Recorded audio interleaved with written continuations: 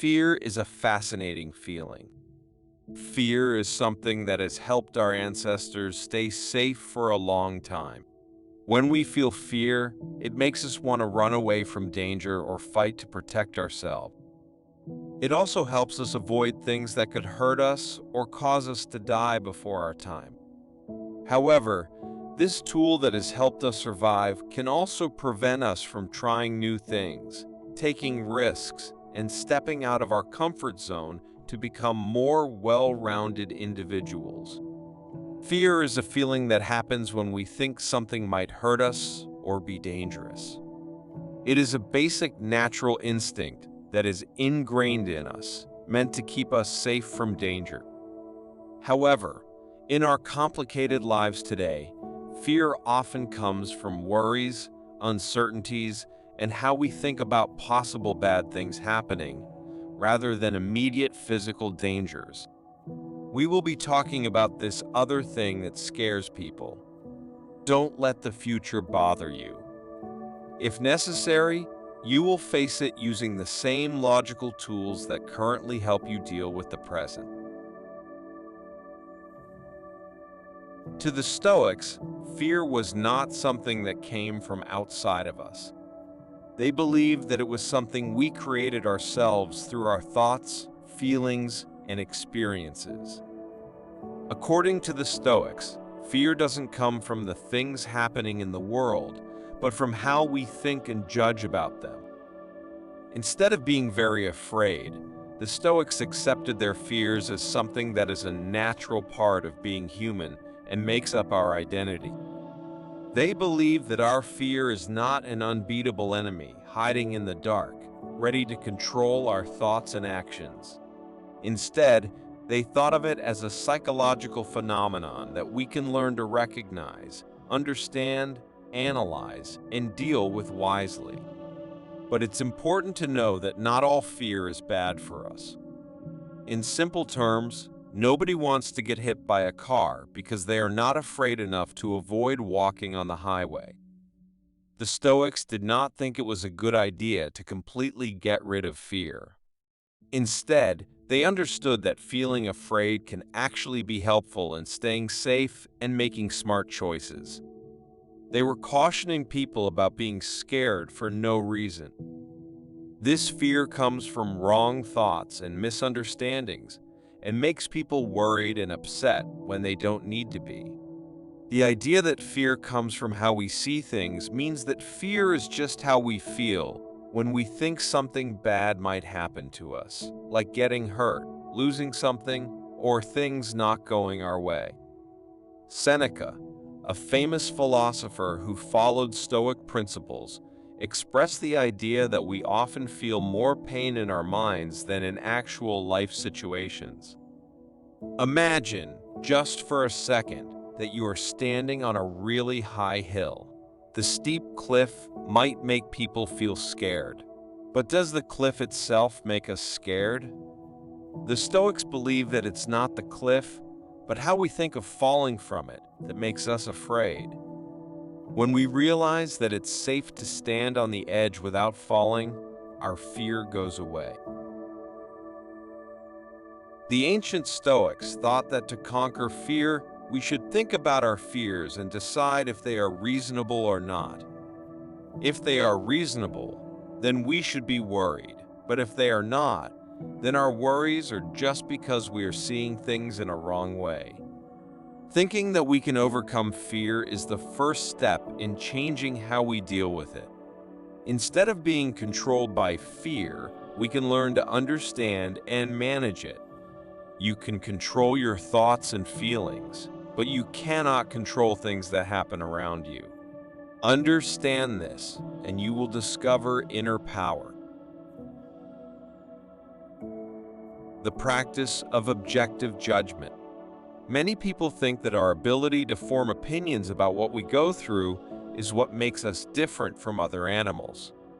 However, the ability to think and make decisions can have positive and negative effects.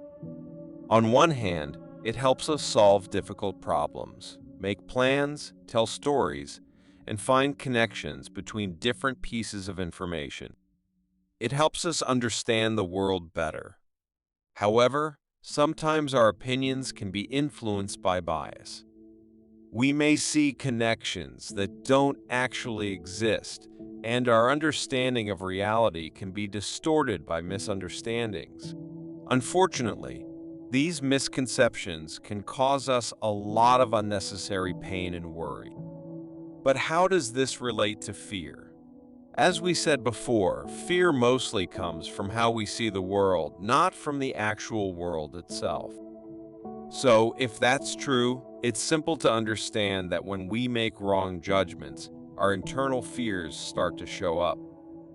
The solution to this is being fair in our judgment and seeing the world as it really is, without letting our own biases influence our perception. By making fair decisions, we remove the added details and lies and focus only on the basic information around us. Something that uses reason is better than something that doesn't use reason. The universe is the best thing, so the universe uses reason. Imagine you are getting ready to make a speech in front of a lot of people, but you are really scared. The fear may come from thinking that I will forget what I need to say or that other people will criticize me. These statements are not based on facts, but rather on guesses that make the possibility of harm or feeling embarrassed seem bigger and make people scared. Now, consider the situation without personal opinions or bias.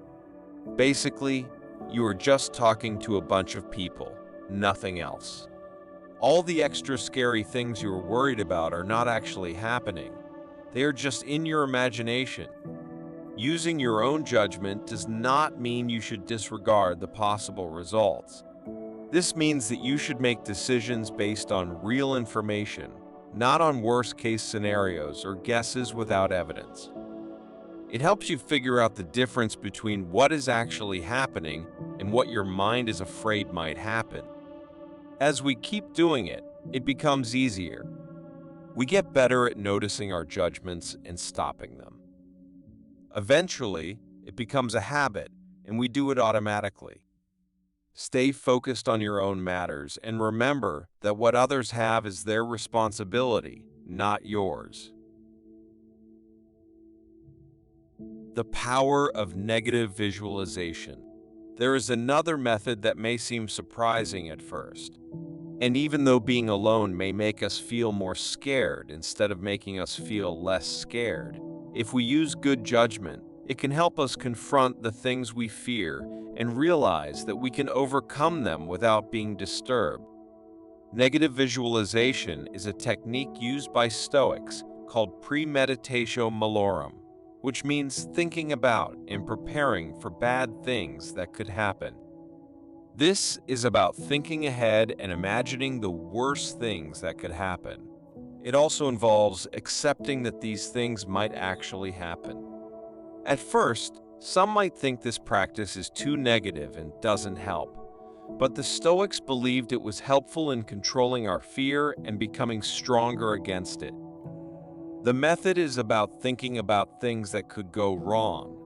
By doing this, we can realize that we can't control everything and become more familiar with those things. This helps us become less afraid and have less negative feelings about them. Sometimes, when we picture these sorts of things, we understand that we will be all right, even if they happen. We might face a problem or feel embarrassed, but overall, everything will be fine. Imagine that you have a meeting to assess how well you are doing at work, and you find out that the company is reducing its size. This makes you worry that you might lose your job.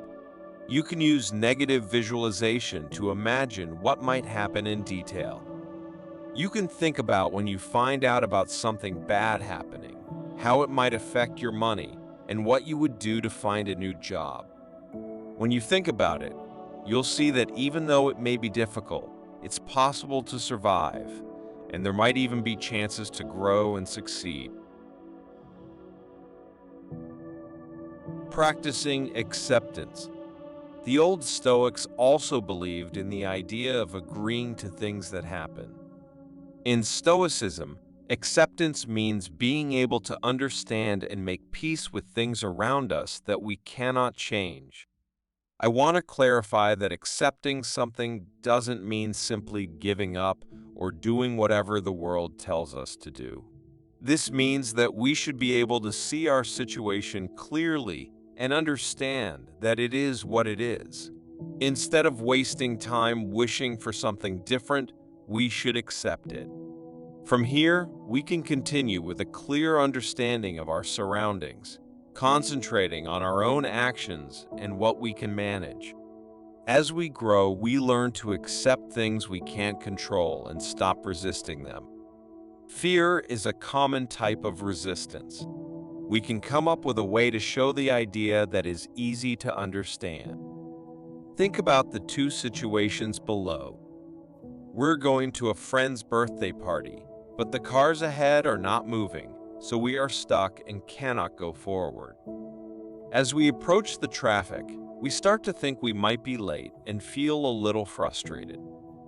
After 5 minutes, our GPS is saying that we will arrive an hour later than expected.